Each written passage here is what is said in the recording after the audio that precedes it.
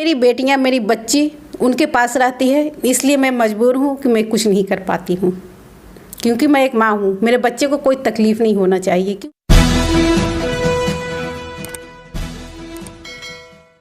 मिल्लत times में आपका स्वागत है। मैं हूं आपके साथ मुनव्वर आलम। सुप्रीम कोर्ट में जिन 5 महिलाओं ने तलाक के खिलाफ सुप्रीम कोर्ट का दरवाज़ा खटखटाया था, उन्हीं में से एक इशरत जहां है। आज हम आपकी मुलाकात इशरत जहां से करवा रहे हैं। इससे पहले हमारे स्टूडियो में उनके शौहर और उनके वकील आ चुके, हमने उनका इंटरव्यू लिया है।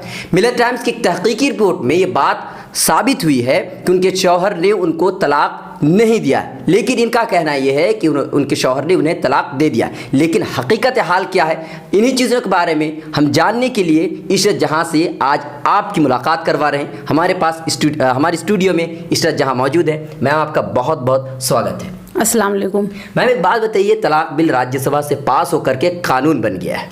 अब आप कितनी खुश हैं? आप अपनी कामयाबी पर कितनी खुश हैं? मैं बहुत खुश हूँ और मैं उन महिलाओं के लिए खुश हूँ, उन औरतों के लिए खुश हूँ जो आने वाली हमारी पीढ़ियाँ हैं, हमारी बहन है, हमारी बेटियाँ हैं। मेरी भी खुद की 3 बेटियाँ हैं। कहीं ना कहीं उन लोग के दिल में ये डर होता था कि अगर रोटियाँ जल गई तो तलाक हो जाएगा, दाल में नमक ज़्यादा हो गई तो तलाक हो जाएगा। कितनी लेडीज़ें होती है जो उन्हें गुल करने की आदत होती है, उसके लिए अगर कुछ हुआ तो तलाक हो जाएगा। ये सब चीज़ उन लोग के दिल में अब डर नहीं रहेगा और वो लोग अपनी ज़िंदगी आसानी से आराम से जी सकते हैं। लेकिन एक सवाल ये है कि बिल में कई तरह की खामियाँ हैं, कई तरह की मतलब गलतियाँ हैं कि अगर 3 साल के लिए शौहर जेल चला जाए तो उसके पीछे उनके बाल बच्चों का देखभाल कौन करेगा? जेल किस तरीके से जाएगा? जब तलाक दे दे, तलाक देने के बाद ही तो वो जेल जाएगा। अगर वो तलाक नहीं देंगे तो जेल क्यों जाएगा? लेकिन मानिए अगर उन्हें तलाक दे दिया, तलाक वाकई भी नहीं हुआ, यही तो बिल है कि तलाक वाकई नहीं होगा, तो आपको लगता है 3 साल के बाद वापस लौट के आएगा और वो कहेगा कि मेरी बीवी है, मैं इनको रख लेता हूँ, उन्होंने मुझ पर जुल्म ढाया, मैं रख लेता हूँ? आपको लगता है ऐसा? देखिए, एक बार 3 तलाक हमारे इस्लाम में कहीं भी नहीं है कि एक बार आप अपने बीवी को 3 तलाक देकर उसे अपनी ज़िंदगी से निकाल सकते हैं। उसका एक तरीका है, उस तरीके के हिसाब से आप चलिए। पहला तलाक आप आज दे दिए, उसके बाद 1 महीने का डिफरेंस है। ठीक है। अगर हस्बैंड वाइफ दोनों एक दूसरे के साथ रहना चाहते हैं, समझौता करना चाहते हैं, तो एक दूसरे के साथ अगर 1 महीने के अंदर में साथ आ गए तो आपका पहला तलाक ख़त्म हो गया।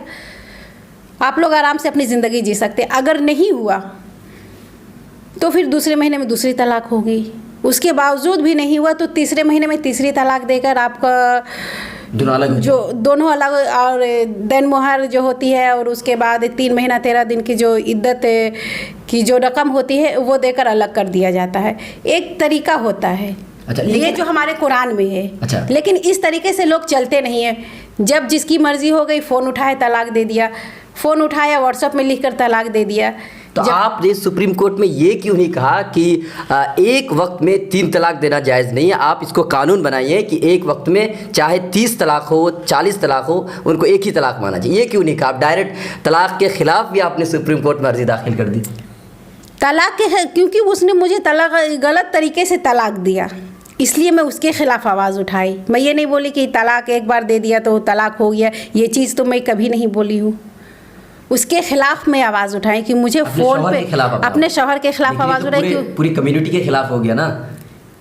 ऐसा हमारे कम्युनिटी में हो रहा है। फ़ोन पे तलाक दे देना, व्हाट्सएप के ज़रिए तलाक दे देना, ये तो मैं भी मानता हूँ। किसी को चिट्ठी लिखकर तलाक दे देना। हमारे साथ सिर्फ मेरे साथ ही नहीं, हम जो 5 पिटिशनर थे सभी को देख लीजिए उठाकर किस तरीके से उन लोग को तलाक हुआ।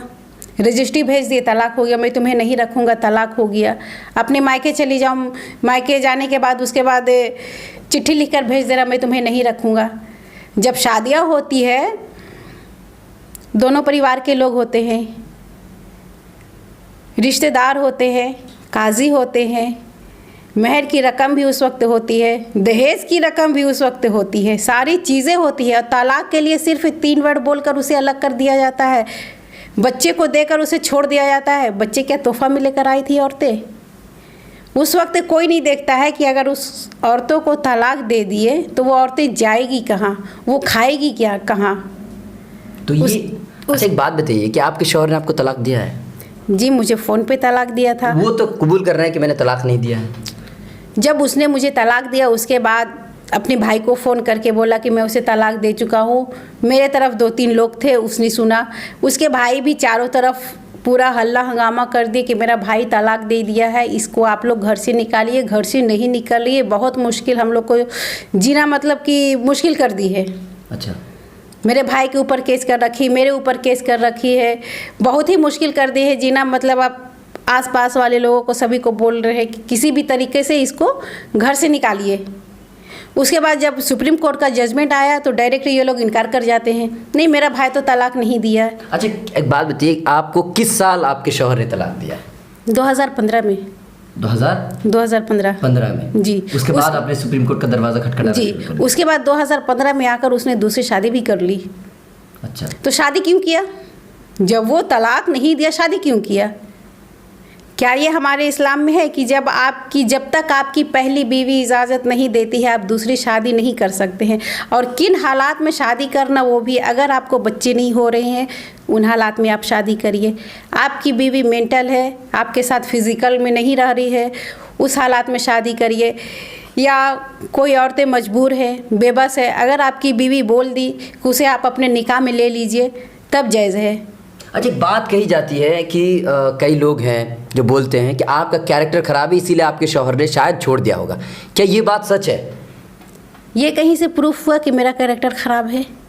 मैं तो आपको भी बोल दूंगी भाई साहब आपका कैरेक्टर ख़राब है, तो आप तो बोलेंगे कि मेरा कैरेक्टर किस हिसाब से ख़राब है। अगर जब मेरा कैरेक्टर ख़राब होता, मेरे 4 बच्चे हैं, वो चीज़ पहले भी हो सकती थी। 4 बच्चे होने के बाद मेरी बेटियां आज 15 साल की हो गई है। तो आपकी बेटियां आपके साथ रहती हैं या उनके फादर के साथ रहती हैं? मेरी बेटियां अपने फादर के साथ रहती है। मेरी 3 बेटियां 1 बेटा है, वो अपने फादर के साथ रहती है। मेरी बेटियों का भी दिमाग इस तरीके से घुमा कर रखा है कि मेरी बेटियों को डराया जाता है। मम्मी के खिलाफ ये बातचीत होती है उनकी? नहीं, बात भी करने के लिए नहीं दिया जाता है। आखिर क्यों? बच्चे तो मेरे भी हैं, तो हमसे क्यों बात करने के लिए नहीं दिया जाता है? उसका हक, क्या हक बनता है? सभी को, मेरे बच्चे को डराते हैं, मम्मी से बात करोगी तो मारेंगे, मम्मी से बात करोगी तो ऐसे करेंगे, मम्मी से बात करोगी तो घर से निकाल देंगे।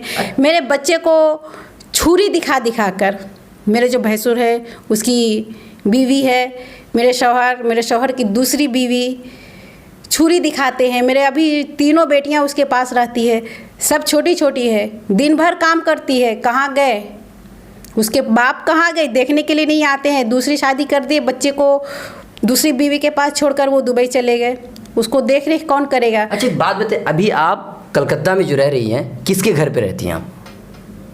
मेरे जो शौहर थे उसके घर पे मैं रह रही जब हूँ। उसने आपको तलाक दे दिया तो आपको उन्होंने कैसे घर प्रोवाइड कर दिया कि आप उनके घर में रहिए? जब वो तलाक दे दे तो भाई मेरे घर से निकल जाए, मैं तलाक दूंगा तो जाहिर सी बात है मैं आपको घर से निकाल दूंगा। पहले तो उसने अफवाह उड़ाई कि ये 2 साल गायब थी। जब कोई भी औरत 2 साल घर से गायब रहेगी तो वो वापस आएगी तो उसके घर वाले, ससुराल वाले उसको रख लेंगे क्या? मतलब एक एक चीज़ इस तरीके से सब अफवाह उड़ाते हैं कि मेरी समझ में नहीं आती है।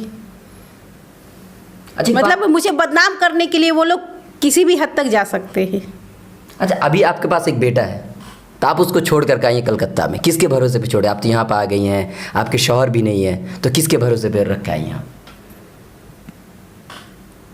मेरे बेटे का चचा के पास में छोड़कर आई हूँ, क्योंकि वो बोलते हैं कि मेरे भाई तो तलाक नहीं दिया है, मेरे भाई का बेटा है, मेरा भतीजा है, मैं उसका चचा हूँ, इसलिए मैं उसके पास छोड़कर आई हूँ। तो इसका मतलब यही हुआ ना, जब वो खुद कह रहे हैं कि हमारे भाई ने तलाक नहीं दिया है, आपके बच्चे तक को रखने के लिए तैयार है, तो इसका मतलब यही हुआ ना कि तलाक उन्होंने दिया नहीं है। अगर वो तलाक दिया होता आपके बच्चे तक को देखने, आप यहाँ आ गई हैं, आपका बच्चा वहाँ पर है, वो देख रेख कर रहा है, तो मतलब यही है कि उन्होंने तलाक नहीं दिया होगा। उनका मकसद ये है कि किसी भी तरीके से बच्चे को अपने कब्जे में रखे, किसी भी तरीके से, उसके बाद इसे घर से बेघर कर दे, झूठ बोल के किसी भी तरीके से उसको घर से बेघर कर दे, बच्चे भी उसके खिलाफ हो जाए। आपके खिलाफ हो जाए? जी, मेरे खिलाफ, इसलिए वो लोग ये सब करते हैं। अच्छा तलाक से हटकर एक सवाल ये है कि ये कहा जाता है अमूमन कि बीजेपी में मुस्लिम महिलाओं को या मुस्लिम मर्दों को कोई स्कोप नहीं देता या उनको आगे बढ़ने का कोई मौका नहीं मिलता, क्या ये बात सच है? जब आप बीजेपी में ज्वाइन हैं तो आपको ज़्यादा पता हो। जी, ये बात बिल्कुल गलत है। अच्छा, क्योंकि जब ऐसा चीज़ होता तो माइनॉरिटी मोर्चा बीजेपी में नहीं होती। माइनॉरिटी मोर्चा अलग से है उसमें, और मुस्लिमों के लिए बहुत सारे चीज़ है। हर एक चीज़ जो मोदी जी निकाले, योजनाएं निकाल रहे हैं, वो सिर्फ हिंदुओं के लिए देख कर नहीं निकाले कि ये चीज़ सिर्फ हिंदुओं के लिए है। उसका फ़ायदा ज़्यादातर हमारे मुस्लिम लोग ही ले रहे हैं। जैसे आवास योजना ज़्यादातर देखिए आपके मुस्लिम लोग ही लेते हैं। लेकिन जिस तरह के मॉब लिंचिंग के वाक़यात हो रहे हैं तो इनमें मोदी सरकार कुछ नहीं बोल रही है, तो ऐसा तो लगता है कि मोदी सरकार जो है मुसलमानों के ख़िलाफ़ है। मोदी जी ने डायरेक्ट बोला कि जो ऐसा काम कर रहे हैं आप लोग उसको सज़ा दीजिए। अच्छा, क्योंकि मोदी जी ये नहीं बोलने के बाद फिर ज़्यादा ही बढ़ जाता है ना इस तरह वाक़या। ज़्यादा नहीं, क्योंकि कुछ लोगों की सोच ही ऐसी हो जाती है। मैं किसी को नहीं बोलती आप जाकर किसी को ज़बरदस्ती अल्लाह अकबर बोलिए, ज़बरदस्ती किसी को जय श्री राम बोलिए, ज़बरदस्ती तो किसी को कोई चीज़ नहीं बोला जा सकता है। लेकिन कुछ लोग ऐसे होते हैं जो अपनी मनमानी करते हैं, तो आप जिस पार्टी में बदनाम करने के लिए, सभी को बदनाम करने के लिए कुछ लोग ऐसा एक बात, आप पार्टी में हैं तो क्या जैसे इस तरह के लोगों के बारे में जो बातचीत होती है तो आपकी पार्टी में कभी ये बोला जाता है कि ये मत करो? आप उसमें हैं तो आप अच्छी तरह जानते होंगे कि बीच में कभी बोला जाता है कि तुम ये सब जो कर रहे हैं गलत है, जय श्री राम के नाम पर लोगों को मार रहे हैं लोग, ये गलत है? ऐसा कभी आपने सुना कि लोग कहते हों बीजेपी वाले? बोलते ज़रूर बोलते हैं कि जो चीज़ गलत है उसको गलत बोला ही जाएगा। जो जय श्री राम बोल के किसी मुस्लिम भाई लोग को मार रहे, ये बिल्कुल गलत है। उसके खिलाफ मोदी जी ने भी संसद में बैठकर बोले थे कि ये चीज़ नहीं होनी चाहिए। जो अब अभी तबरेज़ अंसारी को जो मौत हुई थी उसके खिलाफ भी सभी लोग आवाज़ उठाए थे। हमारे मोदी जी ने भी बोले थे कि ये चीज़ नहीं होनी चाहिए, ज़बरदस्ती किसी को बोलना नहीं चाहिए। तो आपका क्या कहने का मतलब ये है कि अब मुसलमानों को मोदी जी के साथ हो जाना चाहिए, बीजेपी के साथ हो जाना चाहिए, ऐसा कुछ? ज़रूर साथ होना चाहिए, उनका हाथ मजबूत करना चाहिए, क्योंकि उन्होंने हिंदुस्तान को ऐसी जगह पे ले जा रहे हैं जहाँ बहुत पीछे हमारा हिंदुस्तान आ गया था। अच्छा, किन चीज़ों पे आपको लगता है कि उन्होंने आगे कर दिया? हर एक चीज़ों से उन्होंने आगे किया है, हर एक चीज़। तलाक बिल को लेकर के, तलाक को लेकर के आप सुप्रीम कोर्ट का आपने दरवाज़ा खटखटाया। आप ये कहती हैं कि मुस्लिम महिलाओं के हम इज़्ज़त देना चाहते हैं, मुस्लिम महिलाओं को एम्पावरमेंट करना चाहते हैं, लेकिन आप तबरेज़ अंसारी की मौत हो गई, उनकी बीवी बेवा हो गई, तो आपने कभी उनके लिए प्रोटेस्ट क्यों नहीं किया? सुप्रीम कोर्ट का दरवाज़ा आपने उनके लिए क्यों नहीं खटखटाया? मोदी जी से आपने कभी क्यों नहीं मिला? देखिए, जो लोग तबरेज़ अंसारी को,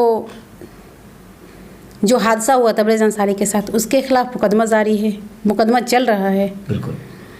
और जहाँ तक के है उसकी बीवी जो बेवा हो गई है उनका बात है, तो मैं कोशिश करूँगी कि मैं उनसे जाकर मिलूँ। अब तक आपने क्यों नहीं मिला? नहीं, अब तक मैं नहीं मिली, ये मेरी गलती कि मैं उसको एक्सेप्ट करी हूँ, क्योंकि मैं कुछ चीज़ों में परेशान थी इसलिए मैं नहीं मिली। मैं कोशिश करूँगी कि मैं जाकर उनसे मिलूँ और उनकी जो परेशानियाँ हैं उसको मैं आगे पहुंचाऊं और मोदी जी तक मैं पहुंचाऊंगी। मैं कोशिश करूंगी मोदी जी से मिलने के लिए भी और उसकी परेशानियों को सुनने के लिए भी। मैं मोदी जी से रिक्वेस्ट करूंगी कि ये भी एक मुस्लिम औरतें हैं, हमारे समाज की औरतें हैं, उसके साथ इस तरीके का हादसा हुआ है, आखिर वो कहाँ जाएगी, उनको भी इंसाफ मिलना चाहिए। और मुझे पूरी उम्मीद है कि एक लास्ट क्वेश्चन मेरा रहेगा आपसे, तलाक बिल तो पास हो चुका है, क्या आप अपने शौहर को अब जेल भेज देंगी या क्या करेंगे अपने शौहर के साथ? देखिए, जेल जाने की बात उन लोगों को है जो अब तलाक देगा। अच्छा, उन लोगों के ऊपर कानून हो गया है, लागू हो गया है। वैसे तो बहुत सारे औरतों को तलाक हो चुका है, लेकिन अगर वो करना फिर से चाहेगी केस, किसी तरीके से केस तो बहुत सारी तरीके से अगर चाहेगी तो कर सकती है। मैं साफ़ सुथरे अल्फाज में मैं बोलना चाहती हूँ कि मेरी बेटियाँ, मेरी बच्ची उनके पास रहती है, इसलिए मैं मजबूर हूँ कि मैं कुछ नहीं कर पाती हूँ, क्योंकि मैं एक माँ हूँ। मेरे बच्चे को कोई तकलीफ़ नहीं होना चाहिए, क्योंकि मेरे बच्चे को इस तरीके से माइंड घुमा कर रख दिया है, डरा डरा कर कि तुम्हारी मम्मी खराब। बात नहीं होती उनकी? नहीं, बात नहीं होती, बात करने तक नहीं देते हैं वो लोग। इसलिए मैं मजबूर हूँ कि मेरी बेटियों को कोई तकलीफ़ ना हो। अगर मेरे बच्चे मेरे पास होते मैं उसे तो बहुत कड़ी सज़ा देती। चलिए, बहुत बहुत शुक्रिया। नाजरीन, ये थी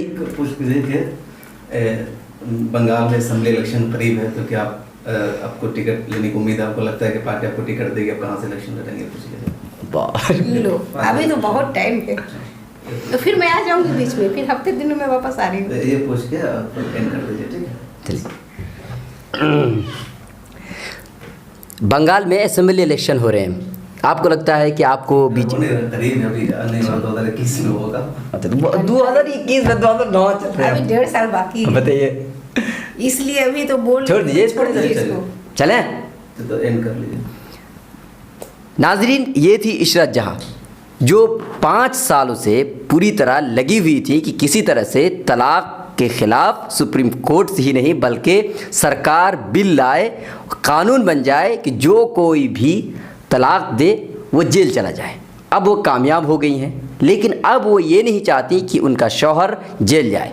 बड़ी वजह यही है कि उनकी बच्चियां उनके पास है और एक माँ का दर्द माँ ही समझ सकती है कि कभी अपने बच्चों को दुख में तकलीफ़ में नहीं देख सकती, इसीलिए अपने शौहर को जेल भेजने से थोड़ी सी पीछे हट रही है। अस्सलामु अलैकुम वरहमतुल्लाहि वबरकातुहू। मकतबा शाह वलीउल्लाह इस ईद उल अज़हा के मौके पर एक बार फिर दुनिया भर में मौजूद अपने डोनर्स और सपोर्टर्स की सहूलत के लिए आसान, महफूज, सेहतमंद और कम खर्च ऑनलाइन कुर्बानी सर्विसेज फराहम कर रहा है। इस मुक़द्दस फ़र्ज़ की अदायगी के लिए हम इस बात को यकीनी बनाते हैं कि कुर्बानी के जानवरों को ज़बह इस्लामी आदाब व सुन्नत के मुकर्रर करदा तरीक़ाए कार के मुताबिक हो और ये अमल दुनिया के तमाम ममालिक में कुर्बानी के वक्त के अंदर मुकम्मल हो जाए। गोश्त बेशतर ज़रूरतमंद और गरीब मुस्लिम ख़ानदानों में तक़सीम किया जाता है। जानवरों की खालें इस्लामी मदरसों में अतिया की जाती है। ऑनलाइन कुर्बानी के ऑर्डर की बुकिंग आप हमारी वेबसाइट www.sunnatibrahim.com के ज़रिए कर सकते हैं। मिलत टाइम्स की वीडियोस देखने के लिए यहाँ क्लिक करके सब्सक्राइब करें और हाँ, बेल आइकन जरूर दबाएं। अगर फेसबुक पर देख रहे हैं तो पेज लाइक करें। ताज़ा तरीन खबरों और मज़ामीन के लिए विजिट करें हमारी वेबसाइट www.millettimes.com। हमारी ये वेबसाइट उर्दू, हिंदी, इंग्लिश तीनों लैंग्वेज में मौजूद है।